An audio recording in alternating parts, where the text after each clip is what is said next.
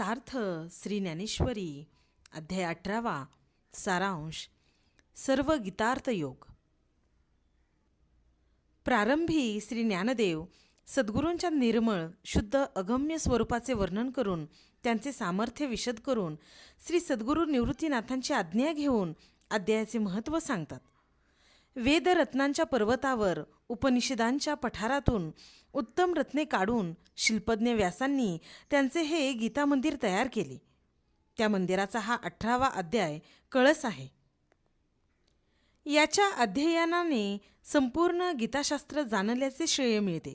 हा अध्याय म्हणजे सर्व अध्यायांचे तात्पर्य सांगणारी एकाध्यायी गीताच आहे.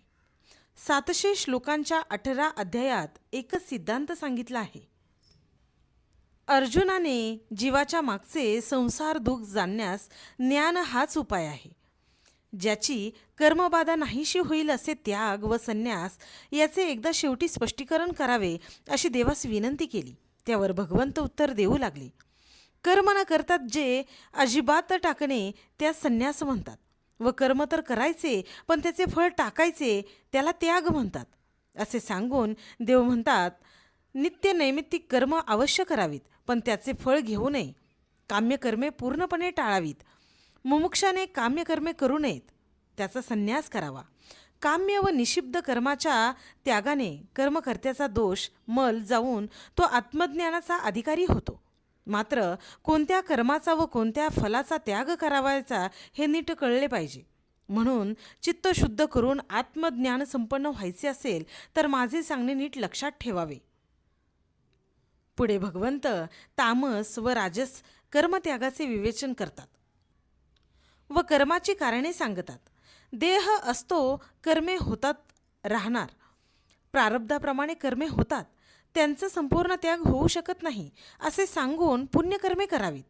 निषिद्ध कर्मांचा त्याग करावा हेही देव सांगतात.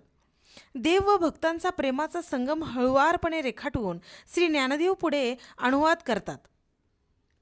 देव म्हणतात, अर्जुना, क्रमाची देह मूळ स्वरूपाला विसरलेला जीव, ज्ञानेंद्रिय, प्राणवायूचे भेद व इंद्रियांच्या देवता ही 5 कारणे आहेत व हेच त्या कर्माचे हेतूही आहेत.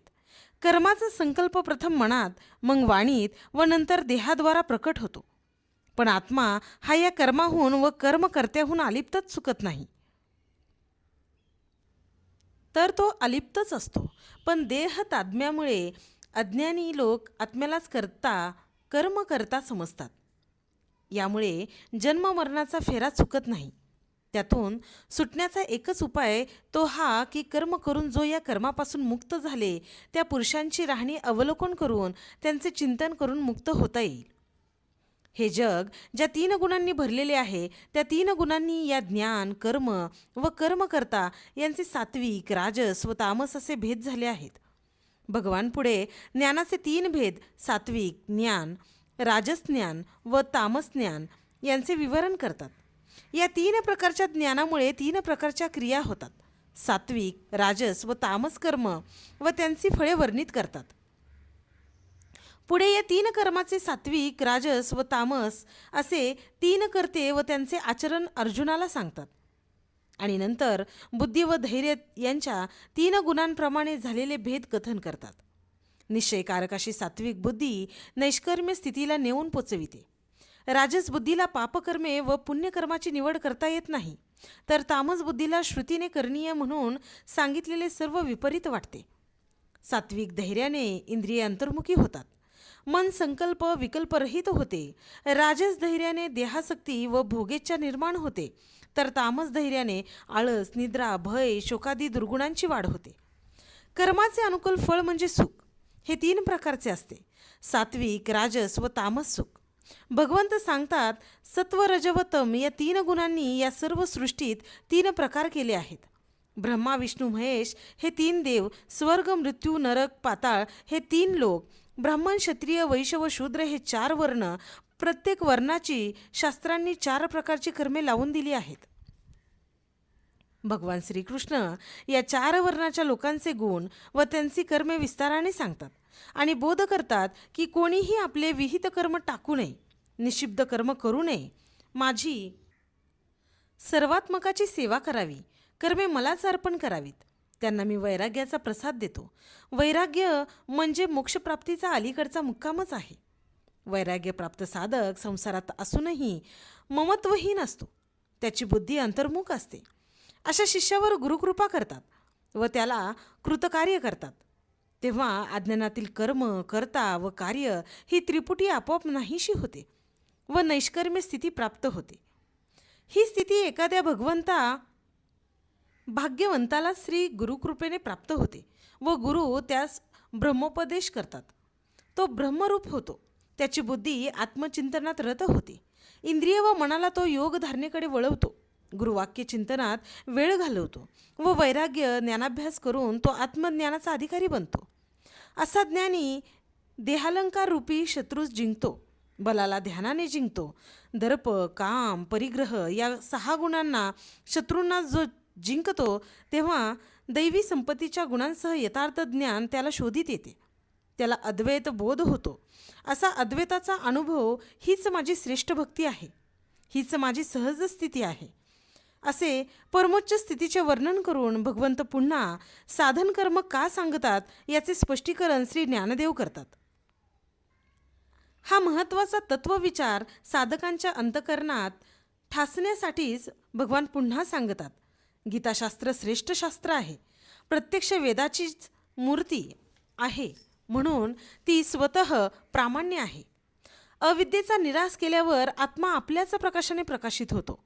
हा आत्मलाभ करून देण्याचे मार्ग गीतेत सर्वत्र सांगितले आहेत. तेच भगवंत पुन्हा सांगतात. सारांशाने मनुष्याने कर्माचे कर्तृत्व प्रकृतीवर सोपवून हृदयस्थ ईश्वराला शरण जावे म्हणजे त्याला अक्षय अशा स्वरूप शांतीचा लाभ होतो. अर्जुनाच्या विनंतीवरून भगवंत पुनश्च कळकळीने शपथपूर्वक सांगतात की कर्म कर पण त्याचे कर्तृत्व मला दे. द्वैताचा निराश कर. सर्व कर्मे मलाच अर्पण कर. मनातील अज्ञान दूर कर. अनन्य भावाने मलाच शरण ये. माझी भक्ती आहे असे केलेस तर कर्माचे पापपुण्य तुला लागणार नाही. मी तुला सर्व पातकांपासून मुक्त करीन असे सांगून भगवंतांनी अर्जुनाला प्रेमभराने आलिंगन दिले. त्याला स्वस्वरूपात मिळवून घेतले. श्री ज्ञानदेव म्हणतात, गीतेच्या रूपाने प्रत्यक्ष वेदच भगवान श्रीकृष्णाने अर्जुनाला उघड करून दाखविला. त्याची योग्यता वेदांपेक्षाही अधिक आहे. संसार दुःखात सापडलेल्या श्री शूद्रादिकांच्या उद्धारासाठी वेदानेच गीतारूप अवतार घेतला आहे. अर्जुनाची प्रशंसा करून ज्ञानदेव म्हणतात, पूर्व पुण्याईनेच गीताशास्त्र पठन व श्रवणास मिळते. गीतेचा वक्ता देखील देवाला फार प्रिय आहे. अर्जुन भगवंताच्या उपदेशाने सद्गतीत झाला. त्याचा अज्ञानजन्य मोह दूर झाला. देव आनंदाने नाचू लागले. संजयाचे अष्टसात्विक भाव दाटून आले. श्रीव्यासांचे तो वारंवार उपकार मानू लागला. नंतर त्याने धृतराष्ट्राला हाक मारली. धृतराष्ट्रावर काहीच परिणाम झाला नव्हता. त्याने संजयाला विचारले, दुर्योधनाचाच विजय होणार ना? तुझे मत सांग. अशा रीतीने श्री ज्ञानदेवांनी गीतेच्या शेवटच्या श्लोकाची संगती कौशल्याने लावली आहे. संजयाच्या उत्तरात ज्ञानदेवांनी अनेक दृष्टांत दिले आणि शेवटी मोठ्या कौशल्याने सांगितले, विजय स्वरूप श्रीकृष्ण व विजय तर अर्जुनाने नावच. तेव्हा हे दोघे ज्या बाजूला आहेत तिथे जय निसंशय आहे. तेथे सुख व कल्याणही आहे. हे मी प्रतिज्ञेने सांगतो. गीतेचा अनुवाद केल्यावर श्री ज्ञानदेव गीतेची महती व फळ सांगतात. वेदांचे सार महाभारतात व महाभारताचे सार गीतेच्या 700 श्लोकात आले आहे व 700 श्लोकांचे सार शेवटच्या श्लोकात आले आहे. या श्लोकावर विश्वास ठेवून वागेल तो विश्व जिंकेल. 700 श्लोक एकाच योग्यतेचे आहेत. गीतेचे सेवा केली ब्रह्मानंद मिळेल. गीता ही भगवान श्रीकृष्णाची वाङ्मयी मूर्ती आहे. त्याच्या पठनाने अनन्य सेवेने ब्रह्मप्राप्ती होईल. पुढे श्री ज्ञानदेव हा ब्रह्मविषयक कृष्ण अर्जुन संवाद जगाला सुलभ करून दिल्याबद्दल श्री व्यासांचा नम्रता व आदरपूर्वक गौरव करतात व नम्रतेने गुरुकृपेने हा ग्रंथ परिपूर्ण झाल्याचा उल्लेख करून अंतर्मुख वृत्तीचे श्रोते ग्रंथाचे अधिकारी आहेत असे सांगून शेवटी आपली गुरुपरंपरा गुरु भगवान शंकरापासून ते श्री गुरु निवृत्तीनाथांपर्यंत सांगतात व ग्रंथ निर्मितीचे संपूर्ण श्रेय श्री गुरु कृपा सामर्थ्याला देतात. संत श्रोते मंडळींना वंदन करून उणे अधिक बोलणे झाले असेल तर पोटात घालण्याची विनंती करतात. ग्रंथाचा शेवट करताना मराठी वाङ्मयात अजरामर झालेले अलौकिक पसायदान श्री ज्ञानदेव आपल्या सद्गुरूंजवळ मोठ्या कळकळीने मागतात.